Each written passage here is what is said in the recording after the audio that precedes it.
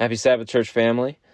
This is your brother Nicolas here, and just something a little different here for you as we want to do another prophecy spotlight. But here, this is something that the pastor and I have been talking about. We want to kind of piggyback off of the message that he gave last Sabbath, a beautiful message in regards to our civic duty, principles that we should use when it comes to voting.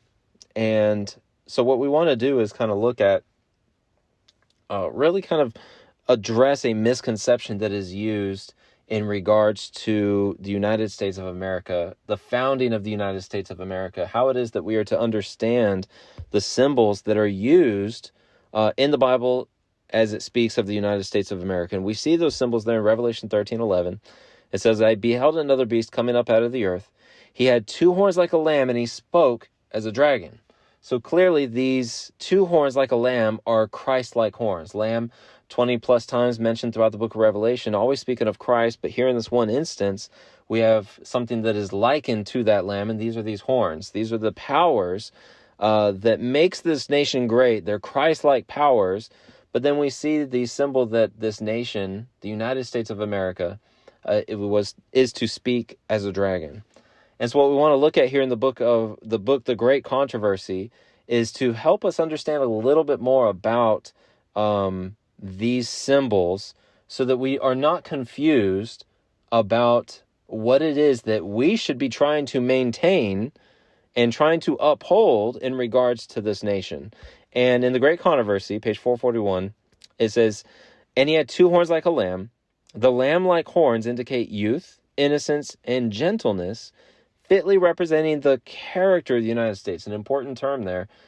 The character of the United States in regards to that symbol is one of youth, innocence, gentleness. And this is the character of the United States as it's presented coming up in 1798. So it's important for us to understand that the symbol of the lamb-like characteristics of the United States are given outside of the beast speaking as a dragon, so that it's got these two separate characteristics. They don't always exist at the same time. They are separate. And we see this as the people that are fleeing to the United States, fleeing from royal and priestly intolerance and oppression, they're coming to establish a government upon the broad foundation of civil and religious liberty. They're fleeing from civil and religious persecution. They're coming to a nation where they can now establish civil and religious liberty. It says here, their views found a place in the Declaration of Independence, which sets forth the great truth that all men are created equal and endowed with the inalienable right to life, liberty, and the pursuit of happiness. And so even though this nation, you could say speaking as a dragon, legalized slavery, it's in the principles of this nation that allowed for the slaves to be set free. Because of that great truth, all men are created equal. So the principles of this government, of civil and religious liberty, of life, liberty, and the pursuit of happiness, the characteristics of youth, innocence, and gentleness, these are the principles that give freedom, that give religious and civil freedom. It says, freedom of religious faith was also granted, every man being permitted to worship God according to the dictates of his conscience. Republicanism and Protestantism, those two horns, though it is not the Republican Party, it is republicanism, which means a state without a king, or a country, a government without a king, and Protestantism, a church without a pope, very simply put. These became the fundamental principles of the nation. These principles are the secret of its power and prosperity. The oppressed and downtrodden throughout Christendom have turned to this land with interest and hope. Millions have sought its shores, and the United States has risen to a place among the most powerful nations of the earth. So that we can see from our Pilgrim Fathers to where we are at today, the principles of republicanism and Protestantism are the principles that are the Christ-like aspects of this country. This symbol that is presented in Revelation 13:11 is not always and completely an amalgamation between a Christ-like or a false representation of Christ-likeness as it's speaking as a dragon, as some would say that this symbol automatically represents apostate Christianity. It's not true. This country has Christ-like principles which makes this nation and its government great: republicanism and Protestantism. That is separate from the speaking of as a dragon. Now, as she goes on to talk about that, she says the prediction that it will speak as a dragon and exercise all the power of the first beast plainly foretells a development.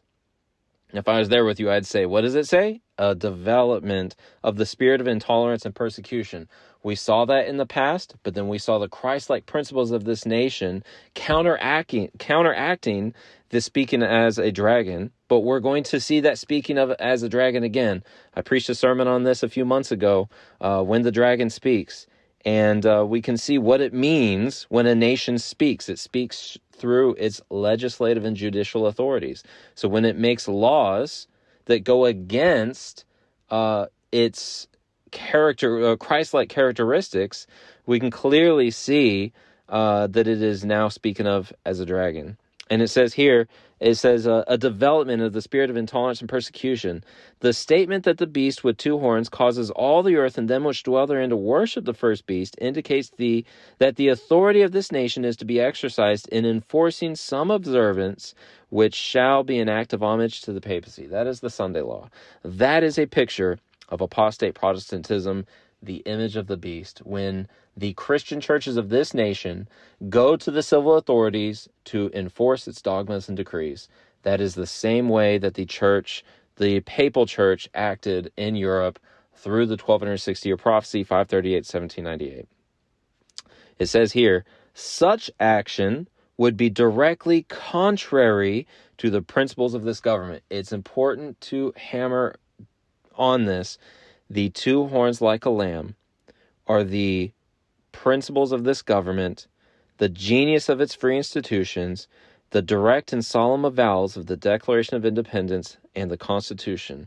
Republicanism and Protestantism are the Christ-like principles, the Christ-like powers that make this nation great. And we see that in the First Amendment, Congress shall make no law respecting an establishment of religion or prohibiting the free exercise thereof. We're very thankful for that today. As you guys are there in church, we get to worship out in nature, and this is something that we can enjoy, this freedom here within this country. It says, or bridging the freedom of speech, which I'm thankful for. As you're listening to me talk, you'll be listening to Eddie preach later. We're very thankful for that freedom that we have. Or of the press, or the right of the people peaceably to assemble. As you peacefully sit there and listen, we enjoy that right and that freedom here in this nation. It says, only in flagrant violation of these safeguards to the nation's liberty. So the Constitution, the Christ-like principles of this government, are the safeguards against the speaking as a dragon. It says, only in violation of these things can any religious observance be enforced by civil authority.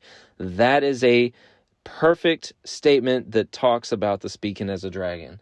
When it legislates, when it, through its judicial authorities, allows for laws to be set up, enforced by civil authority, that is the speaking as a dragon. And it is only in violation of the two horns like a lamb that law will be set up.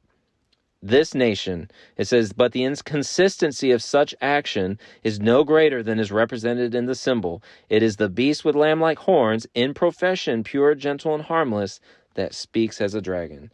In this nation, it is only because of those safeguards, it is only because of the Christ-like principles, republicanism and Protestantism, that the three angels' message has been able to go out into all the world, that the Seventh-day Adventist Church has become a worldwide church because it was able to start here in a nation where we enjoy religious and civil liberties and freedoms.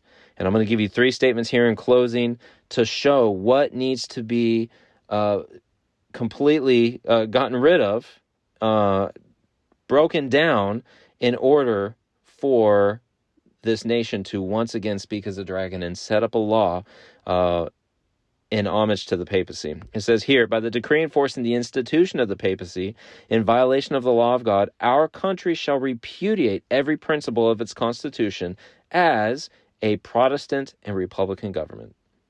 So our country is going to repudiate every principle of its Constitution, the Christ-like principles of our Constitution, in order to speak as a dragon.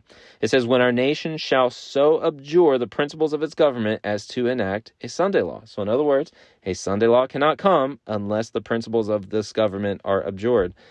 Once again, as religious aggression subverts the liberties of our nation, those who would stand for freedom of conscience will be placed in an unfavorable position. So the liberties of our nation have to be subverted in order for that law to come.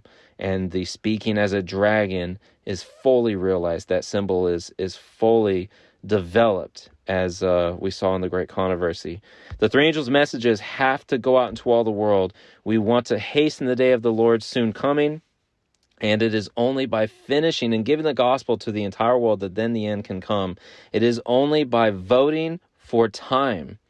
It is only by voting to uphold these freedoms that we will be able to finish this work. And so it's not about a party.